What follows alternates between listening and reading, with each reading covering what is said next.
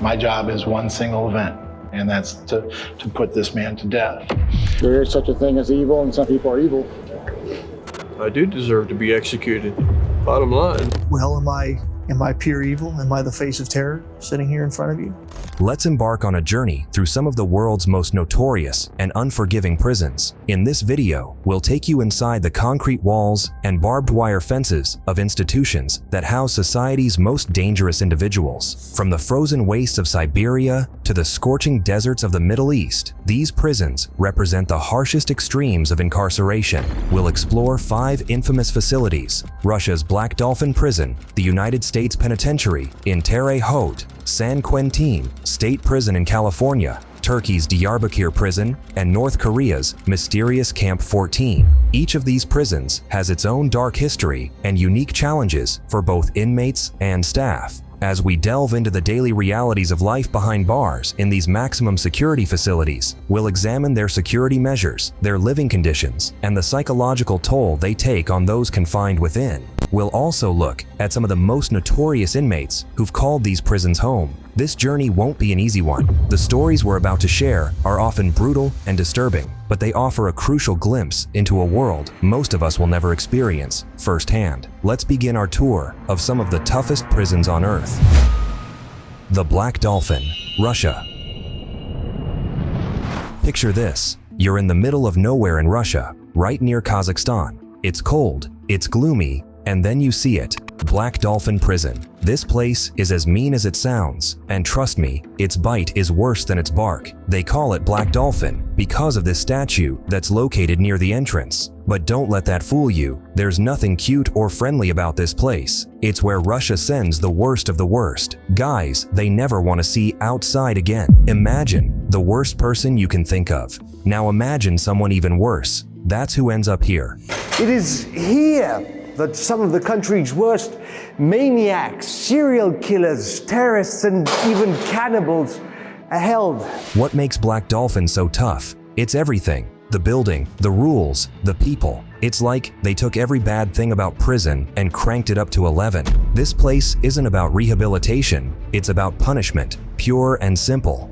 In this cell, a man who raped 44 minors and killed 5 children aged 7 to 11. Some of the people in this prison will never be allowed out. So dreadful are the things that they've done. Another man, in a drunken killing frenzy, killed 6 of his friends. In this cell, a murderer killed 11 people. And life here? It's a nightmare, day in and day out. Prisoners spend almost all day locked up.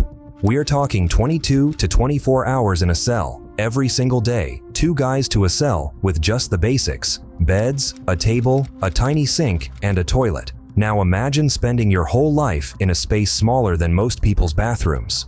Makes you claustrophobic just thinking about it, right? And remember, for most of these guys, this isn't just for a few years. This is forever. Here's something that'll mess with your head. When prisoners move around, they're blindfolded and have to walk bent over, with guards holding their cuffed arms. The prison says it's to stop them from learning the layout and trying to escape. But come on, it's also about breaking them down, making them feel less than human. Imagine never being able to walk straight, never seeing where you're going. It's like they're trying to turn these guys into animals. Every day is the same here. Wake up at 6 a.m., clean your cell, eat your slop. Some guys work in the prison sewing shop. Others just sit and stare at the walls. Day after day, year after year. Can you imagine how that would grind you down? How long before you forget what it's like to make a choice, to have a normal day? I've been here for 17 years, and I've never heard anyone say they don't regret it, or they'd kill more. The food? It's edible. Barely. Soup, bread, some kind of main dish. They say it's better than some Russian prisons, but that's not saying much. When lousy food is the high point of your day, you know your life is in the gutter. And remember, this is what they'll be eating for the rest of their lives. No special meals, no treats, just the same bland stuff day after day. I regret it.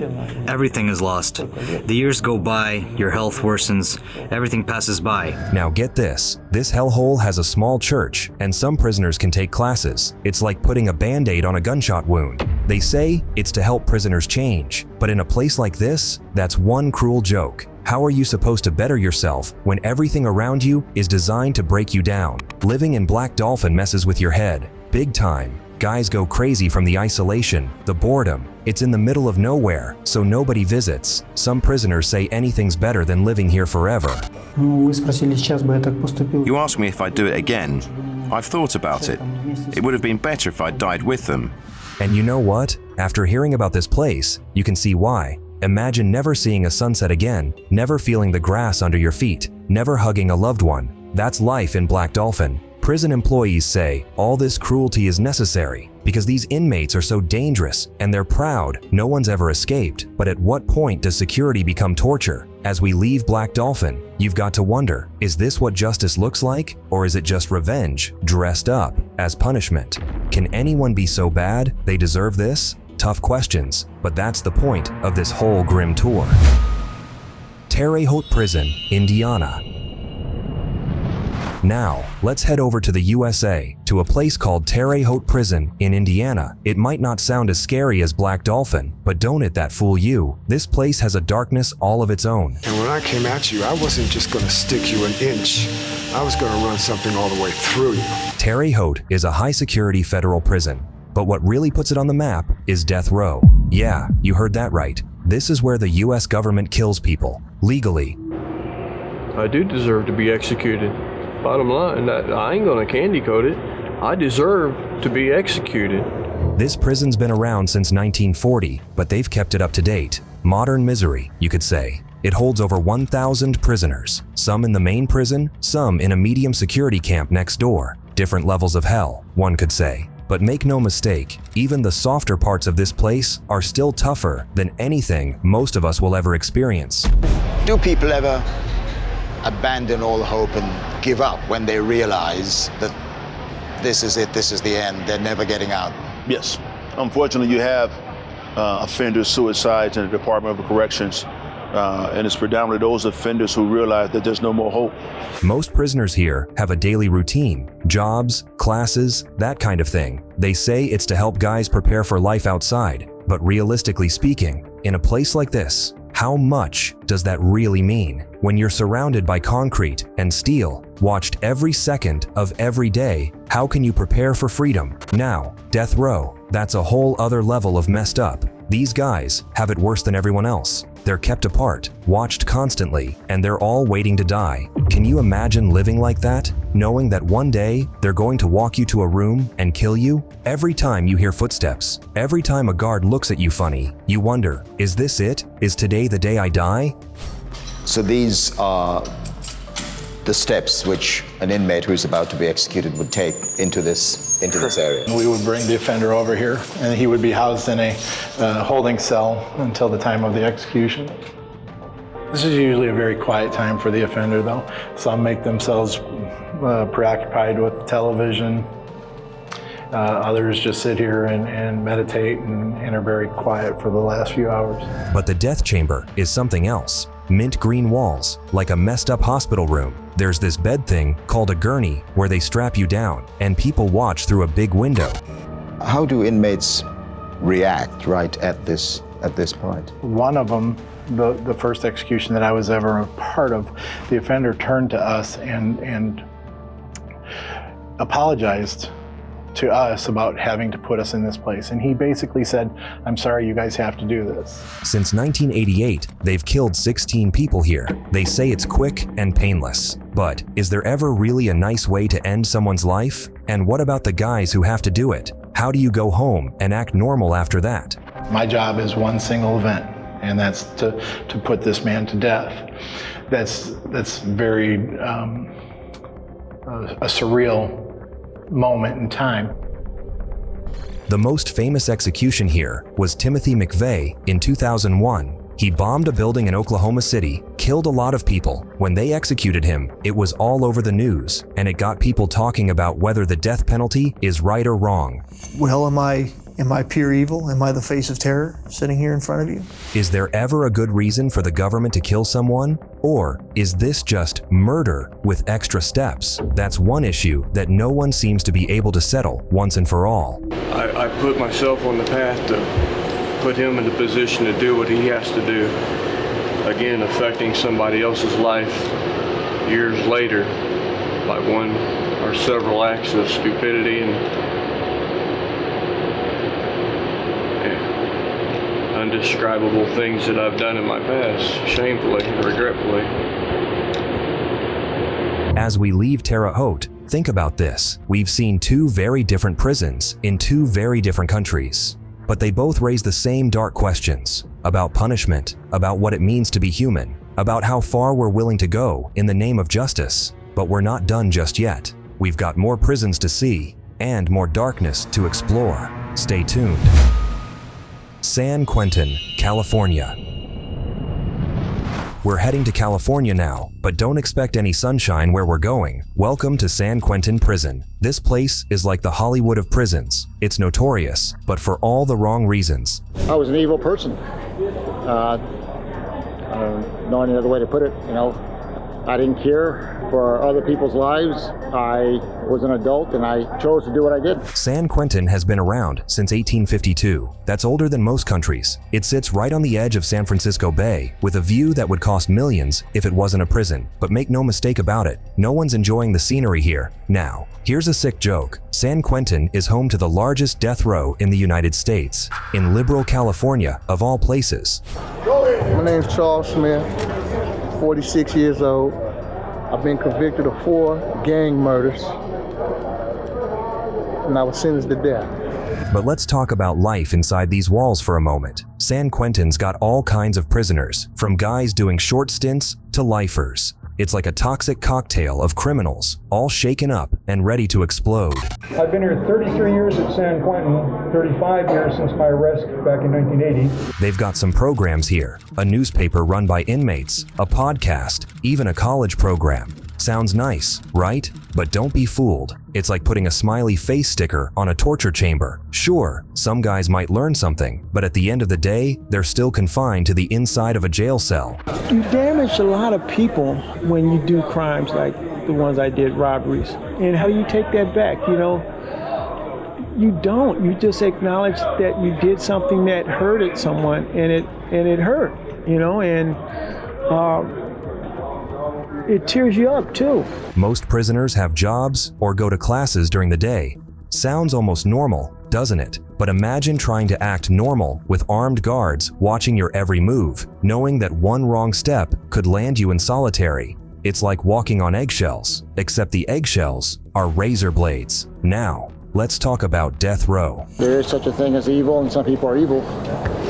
These guys are in a whole different world of pain. They spend most of their time in single cells, away from everyone else. California hasn't executed anyone since 2006, but these inmates are still waiting, wondering if they'll be next. Imagine living every day knowing you're scheduled to die. That's not life. That's extended torture. Well, if you think about it, like, you know, you killing someone because a crime, you know, a crime that they may have committed, what make you different from the person that's a murderer on the streets?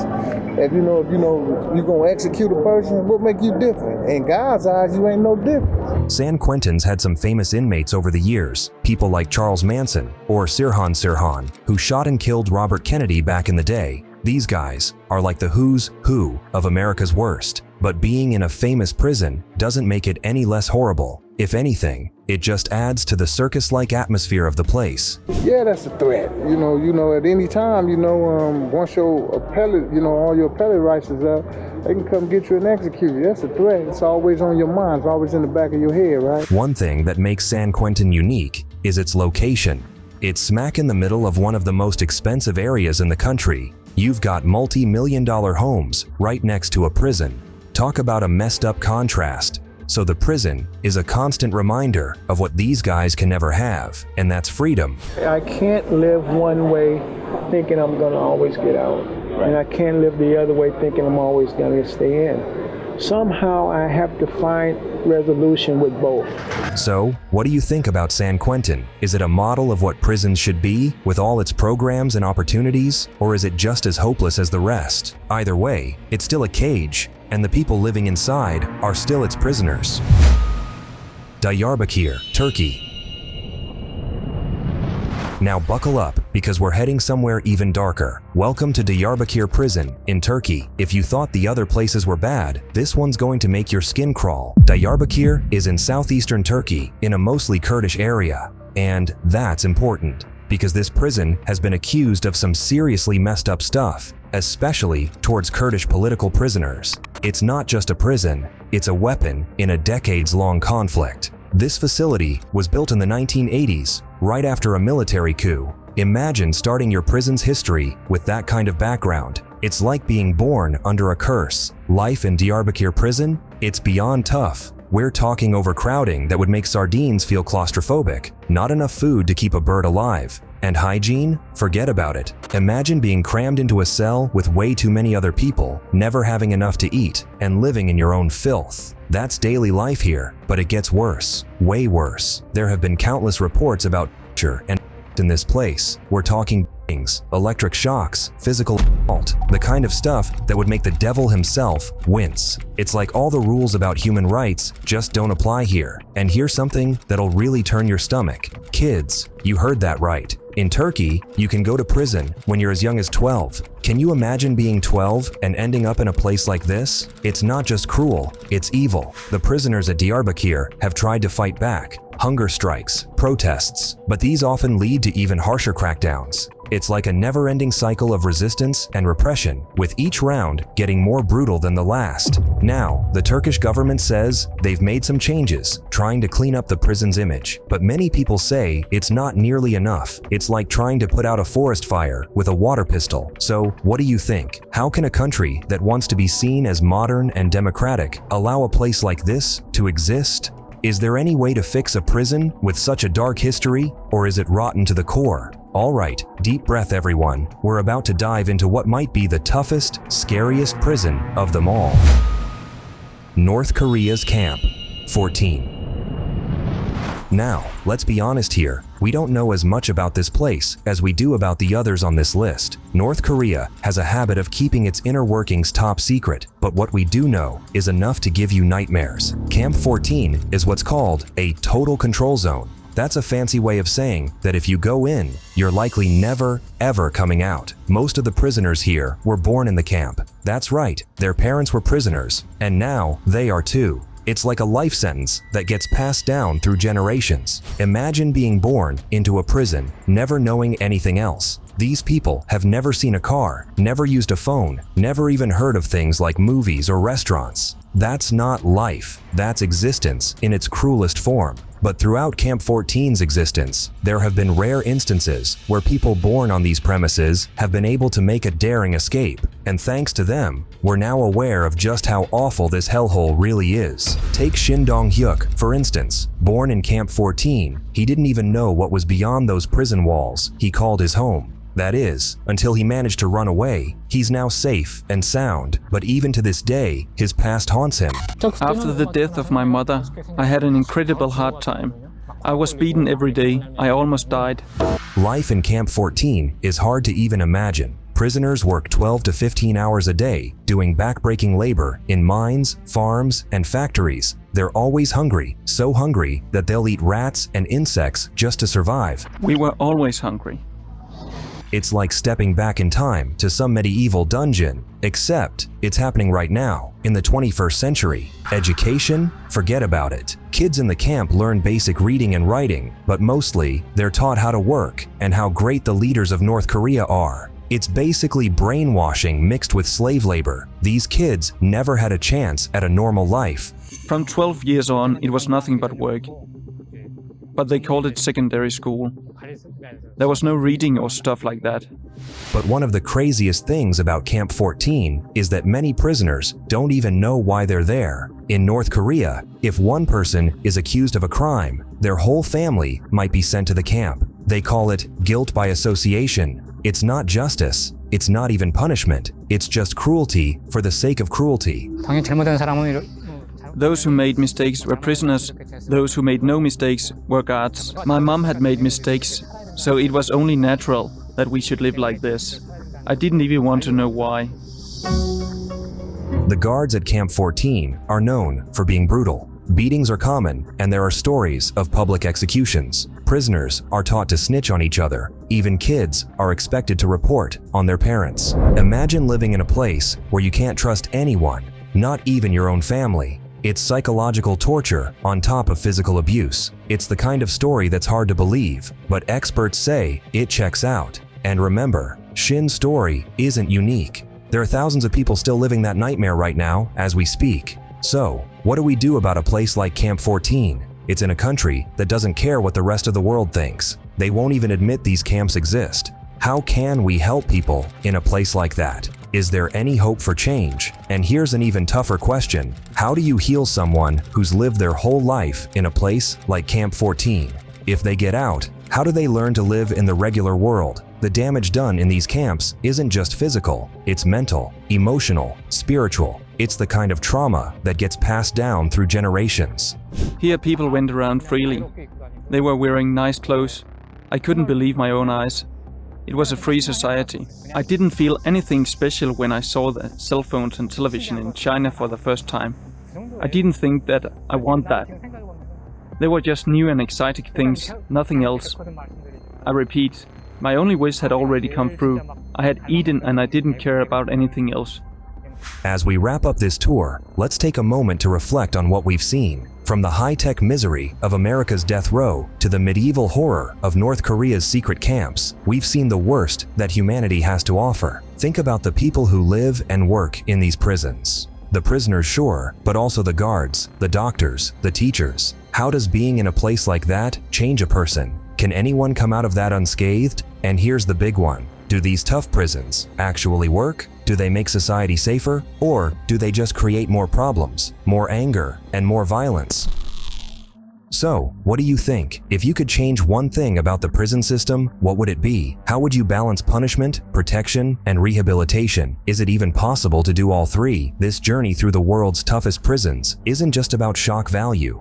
It's about facing the darkest parts of our world and asking ourselves, is this really the best we can do? And if not, what are we going to do about it? So, as we end this dark tour, I leave you with this thought. What kind of world do we want to live in? And what are we willing to do to make it happen? Hey, I hope you enjoyed this video. Feel free to share your thoughts down in the comments section below and subscribe if you haven't already. Until next time, stay safe.